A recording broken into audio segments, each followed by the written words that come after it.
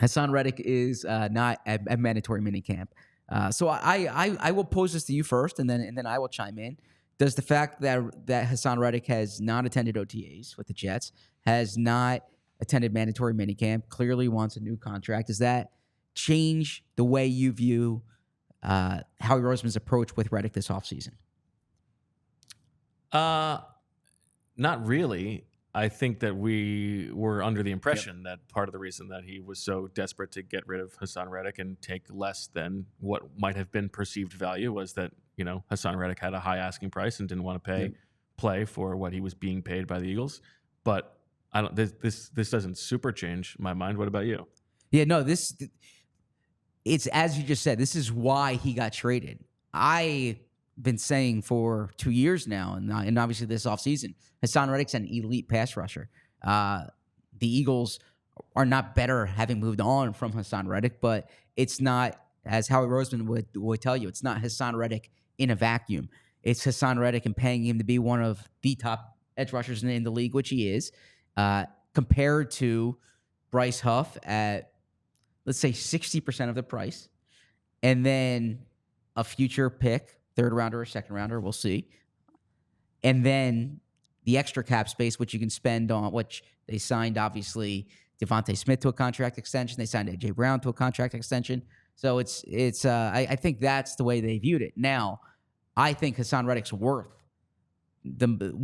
being paid one of the top edge rushers in the league because he's proven that out over the past 2 years. And so sometimes when you have a great player, you pay the great player premium money because he's a premium player. So I wouldn't have objected to if the Eagles gave Haason Reddick a contract extension.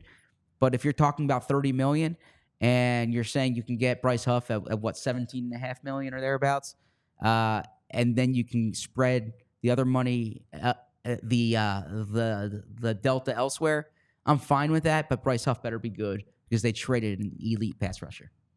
Yeah, it doesn't change the fact that they look worse on the edge than they did last year, right? Yeah. So, yeah, I mean, I don't know that Reddick's going to get everything he wants. I imagine, I don't expect him to hold out all season long.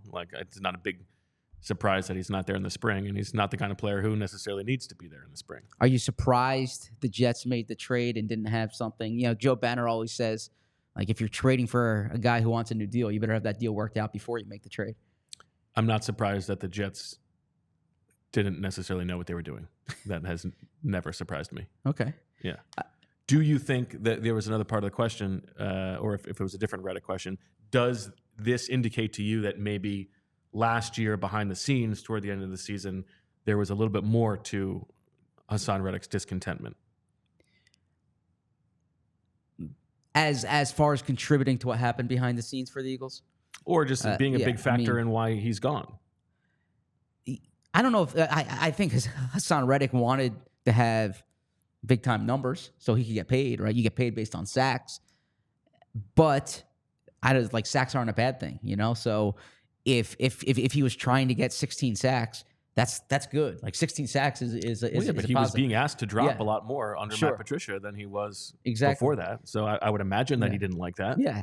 But there's obviously a structure within the offense. Oh, I'm sorry, within the defense. I heard Jason Kelsey on WIP, and he was talking about the collapse, and he basically said when you're in that situation, everyone's kind of in self-preservation mode, and that happens when teams are struggling. So I imagine guys who want new deals or who are in a contract year or need to kind of enhance their numbers, there probably is a degree of self-preservation. I don't know if that's what Kelsey was referring to. I don't know if he was referring to the coaching staff, whatever it may be. But Haason Reddick wouldn't be if that was the case. Haason Reddick would not be the first person, quote unquote, chasing numbers.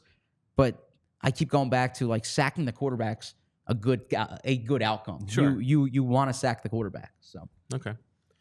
We all silly like the mayor.